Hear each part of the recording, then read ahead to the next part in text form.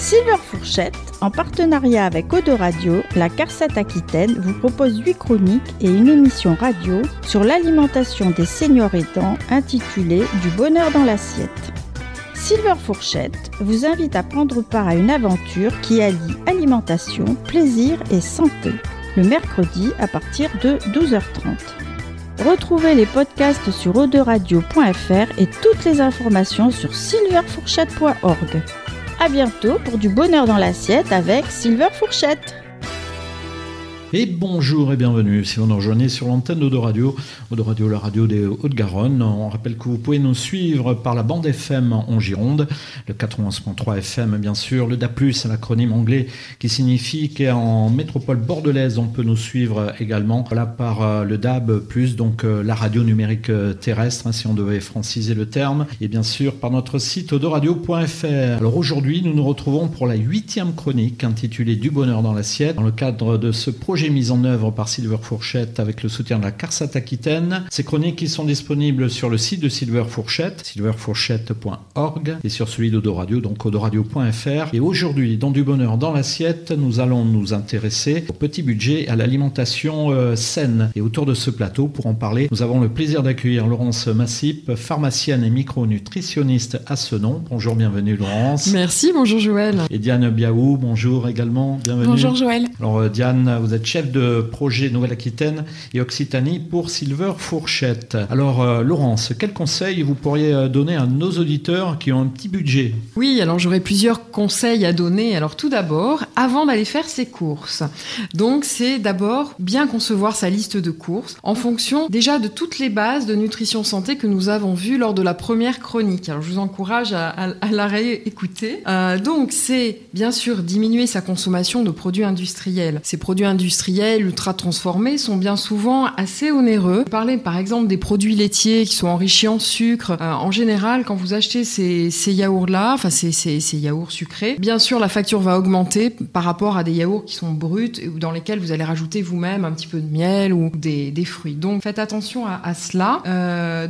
Pour limiter le budget tout en préservant la qualité des produits, orientez-vous plutôt vers des produits bruts. Donc bannissez ces aliments ultra transformés. Ensuite, un point important, c'est manger moins de protéines animales. On avait tendance à manger de la viande par exemple à tous les repas, notamment de la viande rouge. Essayez de diminuer votre quantité de viande rouge et puis privilégier des protéines plutôt végétales. Un petit point important, c'est que l'OMS recommande la consommation de bœuf une seule fois par semaine. Donc privilégiez la volaille, les conserves de poissons gras, les sardines, les harengs, les maquereaux, donc qui sont vraiment peu coûteux. Toujours important d'en avoir dans le placard. Les œufs également pour apporter des protéines. Alors privilégiez la filière bleu blanc cœur, on en avait parlé aussi, qui vous garantit des œufs enrichis en oméga 3, qui sont des anti-inflammatoires. Ensuite, vous pouvez consommer des céréales et des légumineuses, en grande quantité. Les légumineuses comme les haricots secs, les lentilles sont pas très très onéreuses. Et en mélangeant céréales et légumineuses, vous allez apporter toutes les protéines dont l'organisme a besoin. Donc là, vous pouvez remplacer par exemple cette association sans problème pour vraiment remplacer la consommation de viande rouge. Ces aliments oubliés, les légumineuses, sont vraiment très intéressantes également d'un point de vue nutritionnel, notamment aussi pour les grands appétits. Donc allez-y au moins 3 fois par semaine, voire tous les jours. Et puis après, privilégiez les fruits et les légumes de saison qui seront moins chers également. Alors autre conseil, Laurence, où faire ses courses et vers quel type de produits s'orienter ? Alors pour faire ces courses, choisissez les circuits courts, c'est-à-dire le marché, les paniers des AMAP, les magasins de producteurs, les ventes à la ferme, les fermes cueillettes qui sont intéressantes aussi, le potager partagé ou tout simplement faire son potager. Et après, nous pouvons aussi faire du troc. Vous trouverez aussi des épiceries de vente en vrac ou des magasins zéro déchet. Donc moi, je recommande d'éviter de faire ces courses dans les grandes surfaces où 80% des produits sont ultra transformés et puis le marketing va inciter à la consommation. Alors Laurence, comment éviter le casse-tête des étiquettes ? Alors rien de plus simple avec ces quelques repères. Donc oui aux étiquettes courtes. Moins il y a d'ingrédients, mieux c'est, car cela signifie alors que le produit est peu transformé. Évitez les produits trop salés, trop sucrés, trop gras, on l'a vu déjà dans les précédentes chroniques. Les plats et les desserts prêts à consommer sont certes pratiques, mais ne constituent généralement pas une base alimentaire des plus saines. Et puis attention aux produits allégés. Les matières grasses sont couramment remplacées par des additifs ou des épaississants, qui ne sont d'ailleurs pas les meilleurs amis d'une alimentation saine et équilibrée. Alors Laurence, moi j'avais une petite question. Concrètement, quand je prends une étiquette et que je vois que dans les 4-5 premiers produits, il y a beaucoup de produits sucrés ou salés, est-ce que ça me donne l'indication de la qualité du produit ? Ah oui, complètement. Dans ces cas-là, hop, on repose le produit et on va plutôt s'orienter vers des produits bruts. Très bien, merci. Voilà, et puis après, des petits conseils après les courses, avec beaucoup d'astuces anti-gaspi que vous allez pouvoir retrouver sur les sites internet. Par exemple, faire des chips de peau de pommes de terre, des soupes, des compotes, des radis marinés. Bon, voilà, donc il y a plein d'astuces. Ce que je conseille aussi au niveau de la conservation, c'est vraiment faites le plein des légumes, par exemple, de saison, et puis essayez de faire des produits fermentés, par exemple le chou fermenté.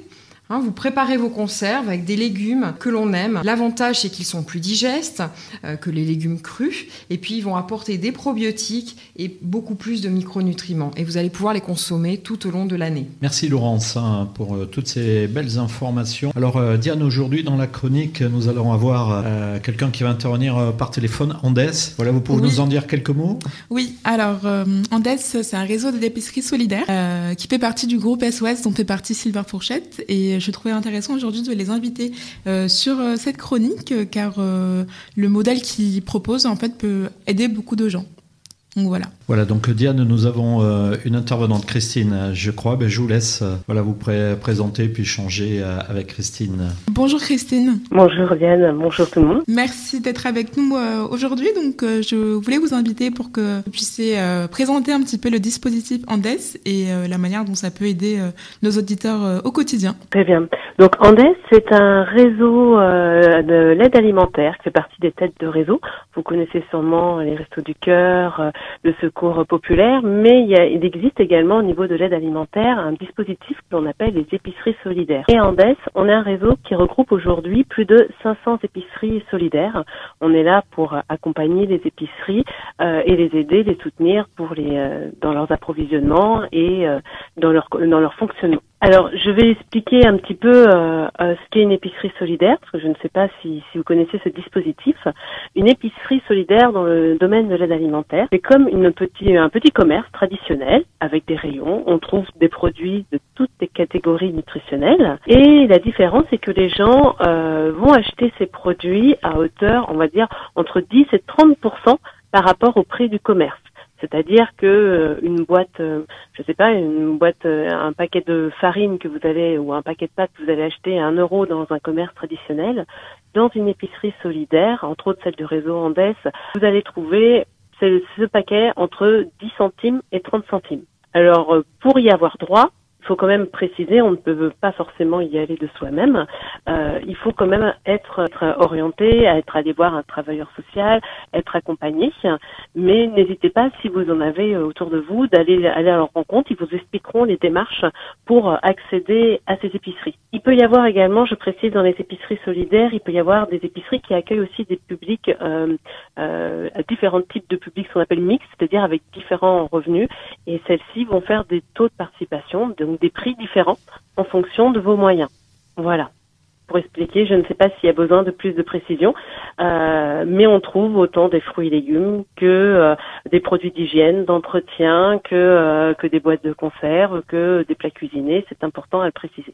Merci Christine pour cette petite présentation. Peut-être indiquer, alors je sais qu'il y a une épicerie solidaire dans les alentours. Peut-être pouvez-vous nous en dire un peu plus ? Tout à fait. Alors il y a une épicerie solidaire. Alors il y en a une à Senon qui est gérée par le CCAS. Elle se trouve au niveau de la maison des associations. Donc si vous êtes intéressé, si vous êtes intéressé pour quelques difficultés, n'hésitez pas à aller à leur rencontre. Prenez contact avec le CCAS. Ils vous expliqueront les démarches et comment y avoir accès. Ensuite, il y a, alors un petit peu plus large, je sais qu'il y a du côté, alors je ne sais pas s'il y a des auditeurs, mais il y en a à Floirac, il y en a à Artigues, sur ce côté de la rive droite. Il y a des projets, il me semble aussi, elles ne sont pas adhérentes à notre réseau, mais je sais qu'il y a des structures également sur, il me semble, Lormont. N'hésitez pas à regarder sur Internet également, on peut trouver ces informations-là. Merci beaucoup Christine. Je rappelle à nos auditeurs que vous pouvez retrouver un peu plus d'informations sur Andes, sur les épiceries solidaires qui sont autour de chez vous, sur le site andes-france.com. Merci beaucoup Christine. Très bien, je vous remercie. Merci à tous et à toutes de nous avoir écoutés. Merci Joël, merci Laurence et à bientôt pour l'émission qui approche. Silver Fourchette, en partenariat avec Eau de Radio, la CARSAT Aquitaine vous propose 8 chroniques et une émission radio sur l'alimentation des seniors aidants intitulée « Du bonheur dans l'assiette ». Silver Fourchette vous invite à prendre part à une aventure qui allie alimentation, plaisir et santé, le mercredi à partir de 12h30. Retrouvez les podcasts sur eauderadio.fr et toutes les informations sur silverfourchette.org. À bientôt pour du bonheur dans l'assiette avec Silver Fourchette.